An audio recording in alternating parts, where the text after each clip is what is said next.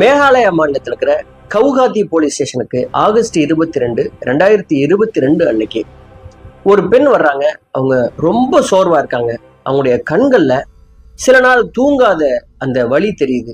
அதெல்லாம் தாண்டி நமக்கு ஏதாவது ஒரு நல்லது நடந்துராதா அப்படின்னு சொல்லிட்டு ஒரு பெரிய ஏக்கத்தோட அந்த போலீஸ் ஸ்டேஷனுக்கு வந்து அவங்க வெயிட் பண்ணிட்டு இருக்காங்க.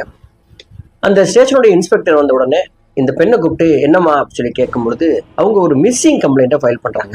என்னன்னா, வேலைக்கு போன தன்னுடைய கணவன் அமர்ஜோதி அவரும் வரல வீட்டுக்கு.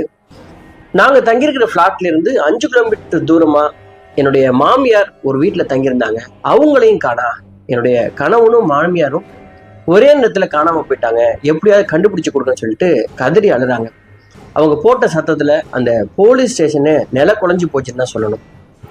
இந்த கணவர் அமர்ஜோதி, மாமியார் சங்கரிதே, இந்த 2 பேரும் எங்க போனாங்க அப்படிங்கிறது மிகப்பெரிய மர்மம் முடிச்சு. அந்த 2 பேர்ல உடைய கணவர் மேகாலயா காடுகள்ல இருந்தார்.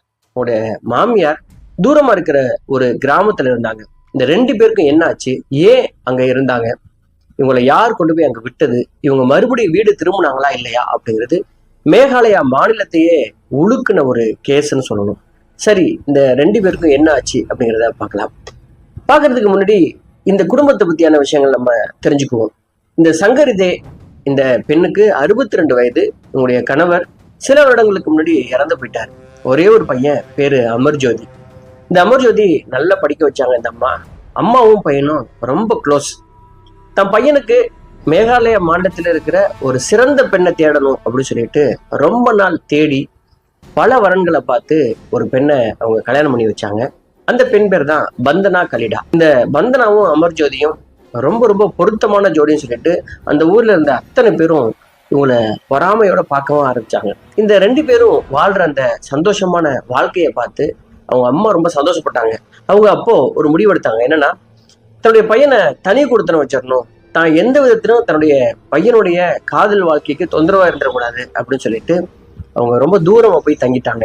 இவங்களுக்கு 5 வீடு இருந்துச்சு. அந்த 5 வீடும் வாடகைக்கு விட்டு சொந்த வீட்டுல தான் இருந்தாங்க. இவங்க எங்க தங்கியிருக்காங்க அப்படின்னா, ஜூ ரோட்ல இருக்கிற டினிரியா ரெசிடென்சி அப்படிங்கிற ஒரு ஏரியாவில் இவங்க சொந்த வீட்டுல தங்கியிருக்காங்க. அங்கிருந்து 5 கிலோமீட்டர் பக்கத்துல நூன்மதி பிளாட்னு சொல்லிட்டு இவங்களுக்கு ஒரு பிளாட் இருக்கு. அங்க தன்னுடைய மகன் மருமகளை குடி வச்சிருக்காங்க. பணத்துக்கு ஒரு பிரச்சனையுமே இல்லை.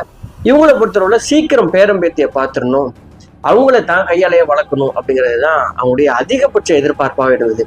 இப்படி இருக்கும்போது தான் இந்த மாமியாரும் கணவனும் காணா போயிட்டாங்க. இப்படிப்பட்ட சூழலை தான் தன்னுடைய அன்புக்குரிய மாமியாரும் கணவனும் காணா போயிட்டாங்கன்னு